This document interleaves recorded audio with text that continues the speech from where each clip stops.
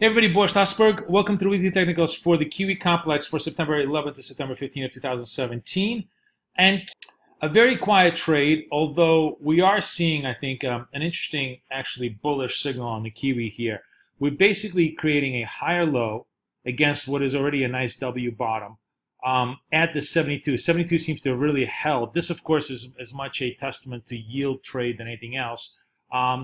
The move here above the 72 suggests that we may be able to extend here, possibly 73. 75 still very much remains the huge resistance point. But the fact that we were able to stop well ahead of the 70 support area suggests that maybe Kiwi remains a bid trade for the time being. And unless and until we break the low here of around 71.50 for all intents and purposes, the Kiwi now is a buy to dip trade. All the way against this potential bottom. We've made a clear, definitive bottom, and I actually want to be buying the dips here or trading the breakouts in the Kiwi as it moves forward. Very quiet trade here, not much to do. We talked about the one place where I think Kiwi could still remain relatively weak, or at least maybe just consolidate, is Aussie Kiwi. Not a trade I really want to short at this point, because this kind of a powerful move suggests that there's more to go, especially to the 1200 level. Kiwi against the yen may be an interesting trade to the upside here. It was very negative for all of the week, but the Kiwi itself showing a positive divergence suggests maybe this could be a trade if you like the yen to the upside. Euro Kiwi, if we like the fact that euro is going to be corrected, I think is an interesting trade to the downside here. So Euro Kiwi definitely hitting a lot of resist. Around the 67 area. There's still quite a lot of, I guess you'd have to give yourself basically 200-300 points worth of leeway to bet on the fact that this is a topping formation and it goes, it can go to the downside. Not nearly as bearish as I would like to see it on the short side, but a hint of weakness here. Not a great trade, and not one that I think I would want to take given the formation that we have so far.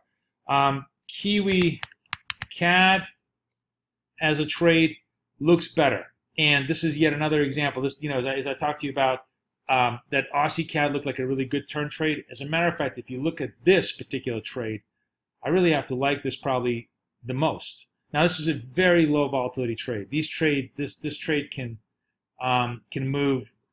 I'm sorry, this is a 5-minute chart. No wonder it's low volatility. Kiwi CAD here looks like a mild turn. Yeah, sorry, my apologies. I got confused with a 5-minute chart that looked so much better. It didn't make a lot of sense if like Kiwi would be so much stronger than Aussie against the CAD. But in either case, when we're looking at the CAD, you are seeing this starting formation of a turn trade. You could essentially assume that this 8700 is the support area here, and trade against that on a potential double bottom formation. But all of this is very anticipatory. Still, I like that better than anything else on the charts here. Pound Kiwi, if you really want to look at the complex here, looks still pretty bullish. This is really much more a trade on the pound strength. If you believe that pound has a chance to go 33 as the week develops, it really doesn't matter. Even if the Kiwi rallies, it's going to rally very, very small. So bullishness-wise, this is a very bullish formation. Higher low, nice rounded bottom, a close pretty much at the highs of the week.